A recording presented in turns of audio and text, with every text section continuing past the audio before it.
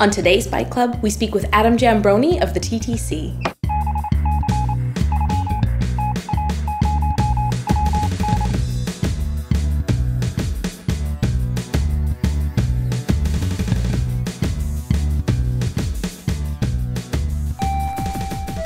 So the TTC was started in 1923. All the street railroads, or streetcar companies, were all run by private interests. The City of Toronto actually floated a bond to go out and purchase all the private companies, stick them together, and create the Toronto, at the time it was called the Toronto Transportation Commission, or TTC. People feel very strongly about public transit, partly because they depend on it. I mean, if you think about if the TTC didn't exist, or if it wasn't working as well as it works today, there'd be a lot more traffic, or we'd have a lot more smog, people wouldn't be getting around the city. I'm on the system 4 or 5 times every day, and I have been for, 2 decades. I've never owned a car. And so the TTC becomes an incredibly essential part of Toronto. In the 50s, 60s, 70s, there was massive subway extension. The Bloor-Danforth line was built, the Spadina line was built, and then in the 80s, the Scarborough SRT was built.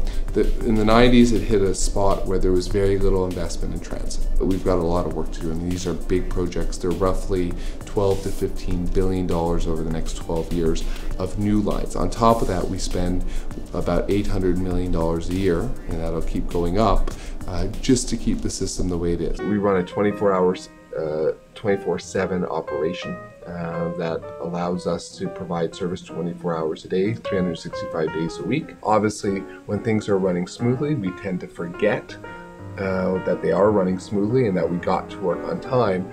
When you have a problem, a delay, another concern, it obviously is highlighted and people feel affected, and therefore they express an opinion about it. But the TTC has a very positive feeling for Torontonians, but people aren't afraid to express their hopes for a better TTC, as well as their concerns when service doesn't meet their expectations. The new webpage was launched, trip planner, so you can plan your trip on the web, automatic notification, next bus telling you when exactly in real time the next bus is coming. Automation of the lines is being done in places like New York and Paris, so we're automating our lines. Our light rail plan will be the boldest in North America, one of the biggest in the world, effectively, in terms of how we move people. And we look to also the issue about hybrids and energy, using renewable energy. Calgary runs 100% of its C train on renewable energy. There are certainly cities that are doing amazing things with transit. You look to places like Madrid,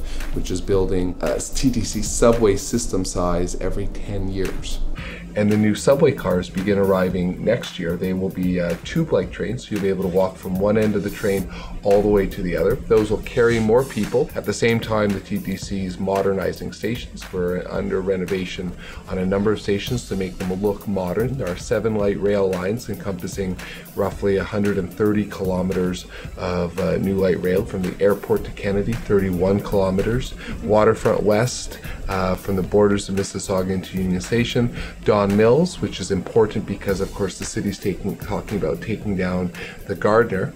The TTC is by definition green. I mean, it gives people an alternative to the private automobile. 1.5 million people use the TTC every day, and we are the second largest power user in Toronto, next to Toronto Water. So when we talk about our goal of 25% renewable energy by 2012, we can shift that to renewable resources. That's pretty important. Our goal is to be the greenest transit authority in North America. Toronto is, in a sense, a transit city. I mean, people, if you think about it, are very proud of the TTC. Sometimes they're upset at what they see. Sometimes they're very happy about what they see.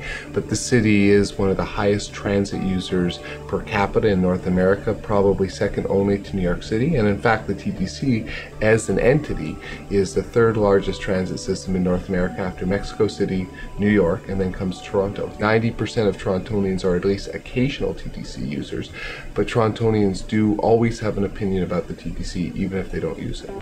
Thank you for joining us on Byte Club. I got a streetcar to catch.